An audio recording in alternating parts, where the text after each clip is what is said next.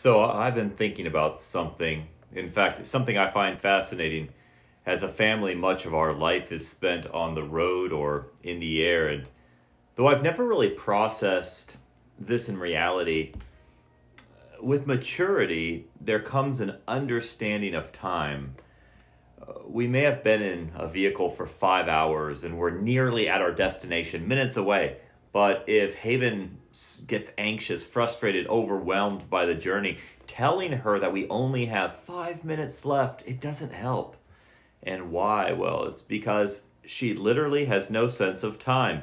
There's really no difference in her little mind between 5 hours and 5 minutes. But isn't it fascinating that as adults, we have a reference and an understanding of time as it pertains to maybe a clock, but we're often equally immature as it pertains to God's timing. Peter reminds us, but do not overlook this one fact, beloved, that with the Lord 1 day is as 1,000 years, and 1,000 years as 1 day.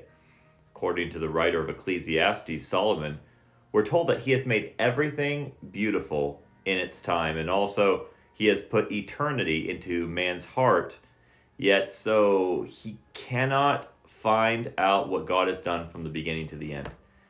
How often do lives get disillusioned, discouraged, because God does not act in their timing? Now, if you know me, and yes, you'll know where I'm going with this, let's talk about one of the most ripped out of context verses in all of Scripture.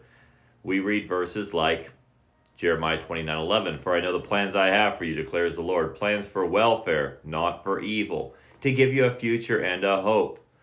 Great verse, but we make a rash assumption that such plans that God speaks of are for our earthly lifetime. Now, friends, Jeremiah 29:10 comes before verse 11. And in my own words, verse 10 reminds the Jews that they're going to be dragged into exile for 70 years. They're going to remain there. Most of them are going to die there. In other words, they are never coming home again. They're going to die in a foreign land. But, verse 11, "I know the plans I have for you, declares the Lord, plans for welfare, not for evil, to give you a future and a hope." That's what we put on our mugs, not verse 10. And yes, it's good news. No, actually, it's fabulous news. But why? Because God's plans are bigger than our earthly existence. You see, death is not a threat to God's promises, nor does it lessen the reality of them. God's plan is eternal. And just like my daughter, when God speaks, we often lose sight of the frame of time in which God works. Are you weary, disillusioned by God not acting in your timing, in your way? Is there something you wish God would have taken care of yesterday? Paul reminds the church in Galatia, "Let us not grow weary of doing good, for in due season we will reap if we do not give up." Don't lose heart.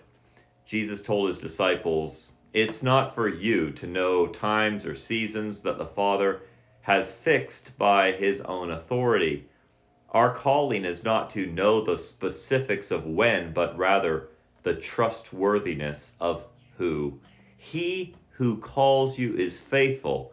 He will surely do it.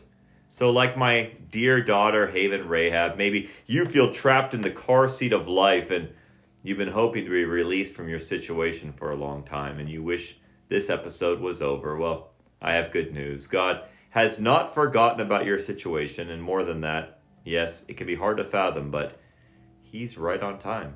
Even when our finite minds are trapped in the realm of earthly understanding, trust the timing of the one who sees the big picture, the full picture, the one who in the fullness of time gave us his Son, and this one who loves us more than we love ourselves.